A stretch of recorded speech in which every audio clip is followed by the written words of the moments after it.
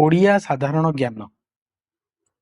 ପ୍ରଥମ ପ୍ରଶ୍ନ, ପୃଥିବୀର ସବୁଠାରୁ ଗଭୀର ସ୍ଥାନ ମାରିଆନା ଟ୍ରେଞ୍ଚ କେଉଁ ମହାସାଗରରେ ଅବସ୍ଥିତ? ଅପସନ୍ ଏ ଭାରତ ମହାସାଗର, ଅପସନ୍ ବି ପ୍ରଶାନ୍ତ ମହାସାଗର, ଅପସନ୍ ସି ଆଟଲାଣ୍ଟିକ ମହାସାଗର, ଅପସନ୍ ଡି ଆର୍କଟିକ ମହାସାଗର। ଏହାର ସଠିକ ଉତ୍ତର ହେଉଛି ଅପସନ୍ ବି ପ୍ରଶାନ୍ତ ମହାସାଗର। ପରବର୍ତ୍ତୀ ପ୍ରଶ୍ନ, ବିଶ୍ୱର ପ୍ରଥମ ମହିଳା ପ୍ରଧାନମନ୍ତ୍ରୀ କିଏ ଥିଲେ? Option A Indira Gandhi, option B Margaret thatcher, option C Sirimavo Bandaranaike, option D Golda Meir. ଏହାର ସଠିକ ଉତ୍ତର ହେଉଛି ଅପସନ୍ ସି ସିରିମାବୋ ବନ୍ଦର ନାୟକେ। ପରବର୍ତ୍ତୀ ପ୍ରଶ୍ନ, କାଗଜ ମୁଦ୍ରା ପ୍ରଥମେ କେଉଁ ଦେଶରେ ପ୍ରଚଳନ କରାଯାଇଥିଲା? Option A Bharat, option B America, option C ଚୀନ, ଅପସନ୍ ଡି ଇଂଲଣ୍ଡ। ଏହାର ସଠିକ ଉତ୍ତର ହେଉଛି ଅପସନ୍ ସି ଚୀନ। ପରବର୍ତ୍ତୀ ପ୍ରଶ୍ନ, ଆନ୍ତର୍ଜାତୀୟ ମୁଦ୍ରା ପାଣ୍ଠି IMF ର ମୁଖ୍ୟାଳୟ କେଉଁଠାରେ ଅବସ୍ଥିତ? Option A New York, option B Geneva, option C Washington DC, option D London. ଏହାର ସଠିକ ଉତ୍ତର ହେଉଛି ଅପସନ୍ ସି ୱାଶିଂଟନ DC। ପରବର୍ତ୍ତୀ ପ୍ରଶ୍ନ, ଜାତିସଂଘର ବର୍ତ୍ତମାନର ମହାସଚିବ କିଏ? Option A Ban Ki Moon, option B Kofi Annan, option C Antonio Guterres, option D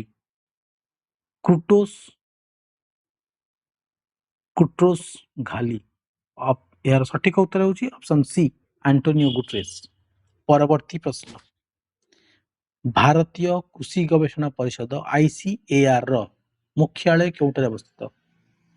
option A Mumbai, option B new Delhi, option C Bhubaneswar, option D Lucknow. ଏହାର ସଠିକ ଉତ୍ତର ହେଉଛି ଅପସନ୍ ବି ନୂଆଦିଲ୍ଲୀ। ପରବର୍ତ୍ତୀ ପ୍ରଶ୍ନ, ବିଶ୍ୱର କେଉଁ ଦେଶରେ GST ପ୍ରଥମେ ଲାଗୁ ହୋଇଥିଲା? ଅପସନ୍ ଏ Canada, option B France, option C Germany, option D Bharat. ଏହାର ସଠିକ ଉତ୍ତର ହେଉଛି ଅପସନ୍ ବି ଫ୍ରାନ୍ସ। ପରବର୍ତ୍ତୀ ପ୍ରଶ୍ନ, ବୁଣ୍ଡା ଜନଜାତି ମୁଖ୍ୟତଃ କେଉଁ ରାଜ୍ୟରେ ବାସ କରନ୍ତି? Option A Andhra Pradesh, option B Odisha, option C Chhattisgarh, option D Jharkhand. ଏହାର ସଠିକ ଉତ୍ତର ହେଉଛି ଅପସନ୍ ବି ଓଡ଼ିଶା।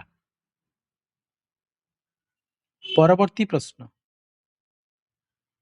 ଭାରତରେ ପ୍ରଥମ ମୋବାଇଲ ଫୋନ କଲ୍ କେବେ କରାଯାଇଥିଲା?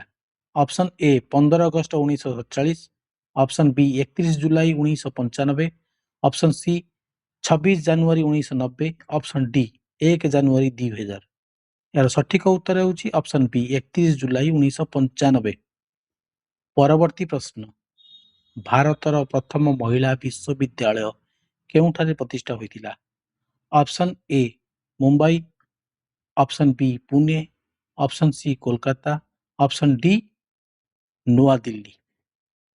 ଏହାର ସଠିକ ଉତ୍ତର ହେଉଛି option B Pune.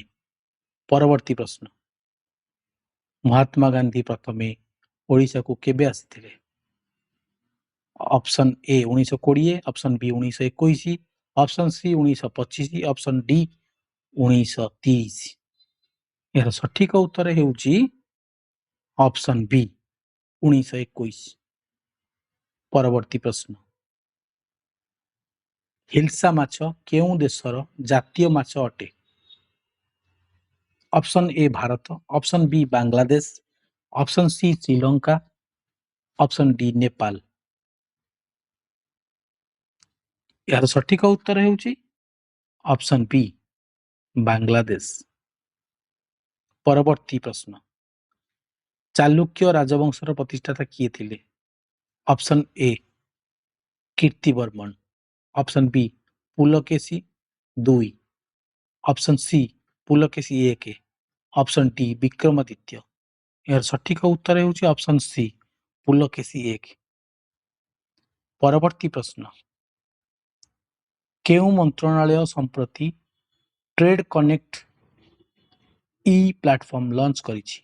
Option A ବାଣିଜ୍ୟ ଏବଂ ଶିଳ୍ପ ମନ୍ତ୍ରଣାଳୟ, ଅପସନ୍ ବି ଅର୍ଥ ମନ୍ତ୍ରଣାଳୟ, ଅପସନ୍ ସି ବୈଦେଶିକ ବ୍ୟାପାର ମନ୍ତ୍ରଣାଳୟ, ଅପସନ୍ ଡି ଏମ୍ଏସ୍ଏମ୍ଇ ମନ୍ତ୍ରଣାଳୟ। ଏହାର ସଠିକ ଉତ୍ତର ହେଉଛି ଅପସନ୍ ଏ ବାଣିଜ୍ୟ ଏବଂ ଶିଳ୍ପ ମନ୍ତ୍ରଣାଳୟ। ପରବର୍ତ୍ତୀ ପ୍ରଶ୍ନ, ଭାରତରେ ପ୍ରଥମେ କାହାକୁ କରୋନା ଟିକା ଦିଆଯାଇଥିଲା? Option A Narendra Modi, option B Amit Shah, option C Amitabh Bachchan, option D Manish Kumar. ଏହାର ସଠିକ ଉତ୍ତର ହେଉଛି ଅପସନ୍ ଡି ମନୀଷ କୁମାର। ପରବର୍ତ୍ତୀ ପ୍ରଶ୍ନ, ଭାରତର ପ୍ରଥମ ମିସ୍ ୱାର୍ଲଡ କିଏ? Option A Aishwarya Rai, option B Sushmita Sen, option C Reita Faria ଏବଂ ଅପସନ୍ ଡି ପ୍ରିୟଙ୍କା ଚୋପ୍ରା। ଏହାର ସଠିକ ଉତ୍ତର ହେଉଛି ଅପସନ୍ ସି ରୀତା ଫରିଆ। ପରବର୍ତ୍ତୀ ପ୍ରଶ୍ନ, ସୋନୁର ଉଦ୍ଭାବନ କିଏ କରିଥିଲେ? Option A Varahamihira, option B Aryabhata, option C Bhaskaracharya, option D Chanakya. ଏହାର ସଠିକ ଉତ୍ତର ହେଉଛି ଅପସନ୍ ବି ଆର୍ଯ୍ୟଭଟ୍ଟ। ପରବର୍ତ୍ତୀ ପ୍ରଶ୍ନ, ଭାରତର ପ୍ରଥମ ଚଳଚ୍ଚିତ୍ର କେଉଁଟି? ଅପସନ୍ ଏ ଆଲାମାରା, ଅପସନ୍ ବି କିଷାନ କନ୍ୟା, ଅପସନ୍ ସି ରାଜା ହରିଶ୍ଚନ୍ଦ୍ର, ଅପସନ୍ ଡି ମୋଗଲ ଏ ଆଜାମ। ଏହାର ସଠିକ ଉତ୍ତର ହେଉଛି ଅପସନ୍ ଡି ରାଜା ହରିଶ୍ଚନ୍ଦ୍ର।